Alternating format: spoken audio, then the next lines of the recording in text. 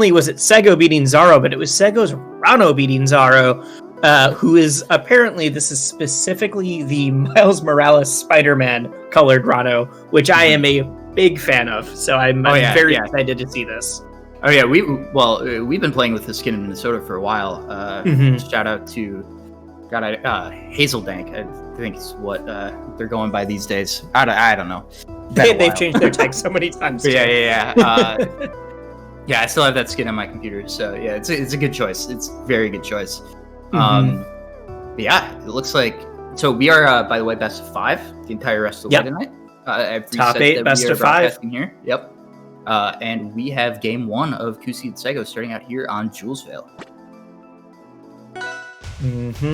So Rano and Ori, so kind of similar here to what we were talking about in the Cake Salt set, where oh my god, Seggo already has a really hard time recovering once he gets off stage because his recovery is kind of linear, and it can be really rough for him once he loses resources. I feel like Rano is very similar, and while Rano might have the frame data to fight Ori, where I think this game is going to be decided is in Seggo's card, and that's also and especially for like recovering with Rano, I think is the thing where you can tell that somebody's a secondary Rano these days, right? Right.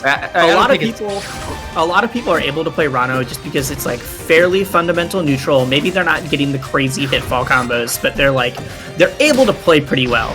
The problem is to access a lot of Rano's ways to make his recovery less linear. It requires a lot of mix-up knowledge, and that's when it becomes much more difficult. Yeah, okay, and it's situations like that where it'll be tested. And when I saw Seggo go for that Shuriken Storm, I'm like, well, he's dead, and he wasn't. So that's a good sign. He did almost die immediately after this. So we'll have to see how he continues to play on the ledge here. Ooh, that bash, scary. Yeah, Kusi definitely trying to take advantage of. Ooh, okay. He's got. I like that. Fat stack right now too. So damage racking up. Ooh, I love the back there. Yeah. Oh my god! Bash. Kusi committing just a little bit early, and Seggo really taking advantage. As soon as Kusi committed, Seggo knew, like, well, you have to drift somewhere, and it's got to be somewhere in here. You're not high enough to get over it. Yep. I wonder if there's a mix-up that Kusi had where he could have gone low and like opened up the leaf or whatever. But God, I love Ori's to catch that. Yep. Ori's, no matter where bracket you are scoping out someone recovering high. Ooh, nice little jump cancel there. I like that. And those are the kind of little things where like you can very easily die at like 30 as Rano. Just because, like, it's almost scarier to get hit at lower percents when you have an exploitable recovery. Another back air? Okay. Not enough to kill, but far enough away from the opponent to mix up, you know? Ooh. Yeah, nice back air. That was scary. That's it. Yeah, great use of the front hit back air there from Seggo. We saw that quite a bit that whole game, really. Yeah, great confirming to that up smash. And Spider Rano. This Rano is a real deal. This is, I know we were talking about like where you can see if it's a secondary and where you can't, but like that is convincing. Pretty impressed. This is a real deal. Yeah, the recovery's on deck. I don't think you can Zaro without it being the real deal, but all of the mix-ups are there. I never felt any of the like, oh, I think a real Rano would have been able to like get a confirm that he couldn't. Like, no, this is legit. Totally. So, game 2, Rockwall. Can Seggo keep it going?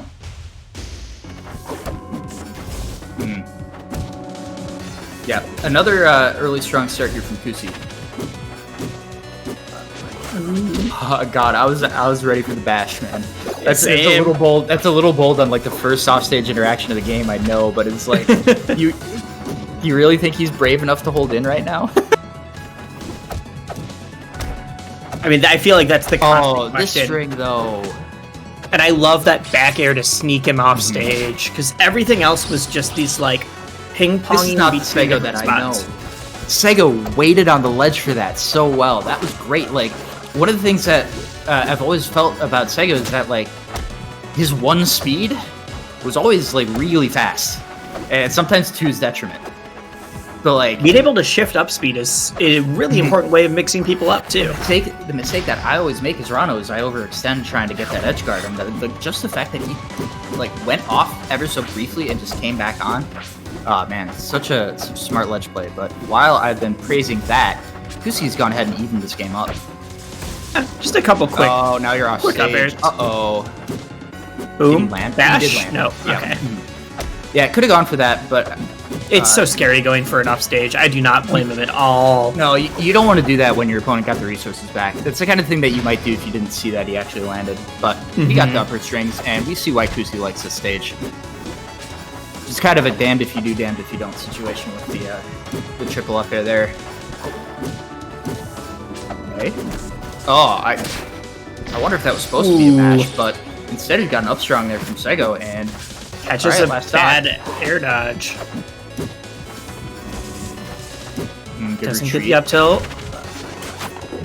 Oh, whoa! Catches him running away. That tongue goes so far, and sometimes you get caught in your dash back there. Oh, he couldn't quite clips him.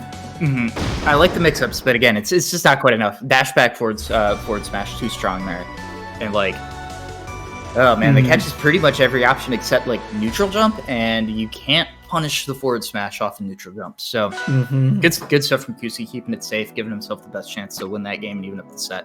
We are gonna go into game 3 here. Seggo's counter pick is Spirit Tree. Yeah, and I think.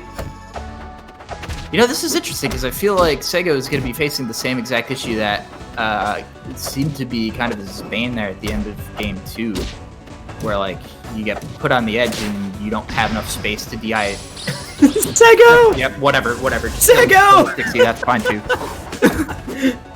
Sometimes we have time to like explain like here's the intricacies of this interaction, and sometimes they just die. That combo was crazy. Ooh, yeah, great super jump there too, and the momentum. Is he too low? No, he is.